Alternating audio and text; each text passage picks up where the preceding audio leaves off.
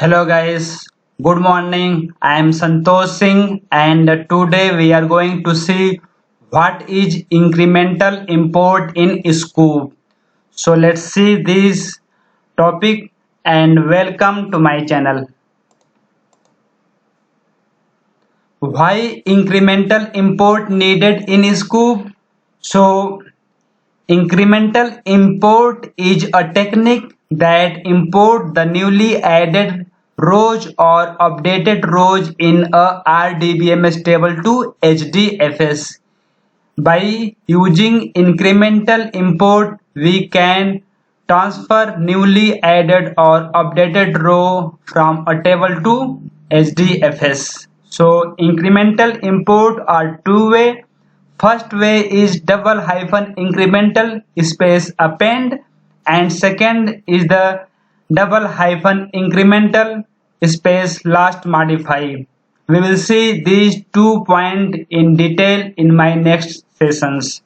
So here is the questions. How can we import newly added data in RDBMS to HDFS? So how can we add newly added data in RDBMS to HDFS? By using double hyphen incremental space append command, we can add newly added record onto the HDFS, and we'll see these things in detail in my next session. These 2 points are very interesting point: incremental append and incremental last modify. So let's see the next things. Next things is what required for incremental import. For performing incremental import operation, following options are required in scoop statement. So following three options are required for incremental import operation. First is double hyphen incremental space mode. In this mode, either we can use append or we can use last modify. And second option needed, double hyphen check hyphen column space column name, that on which column we want to check the incremental operation. And third, double hyphen last hyphen value space column value, means at which value we want to apply this incremental import operation. So these three things are needed for incremental import. These three options are needed for incremental import. So as we are seeing here, double hyphen incremental space mode means either we can use double hyphen incremental space append or we can use double hyphen incremental space last modified. So mode means either append or last modify. So let's see the next things. Next things is the syntax. Syntax of incremental import in scoop. This is the syntax of incremental import. In this syntax we can see scoop space import space double hyphen connect space jdbc colon mysql colon double forward slash localhost slash database name space double hyphen username space double hyphen password space double hyphen tables space table name space double hyphen target hyphen dir space target directory space. Now we are going to add these three options. We have seen these things so many times in import operation, but today we are going to see these things, that for incremental import we need to add these three options. And what those three options? Double hyphen incremental space mode and double hyphen incremental hyphen column space id space double hyphen last hyphen value space value. So by this way we should write the syntax for incremental import.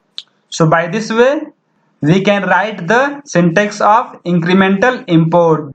These things we have seen so many times, and we need to add these three lines. Double hyphen incremental space mode.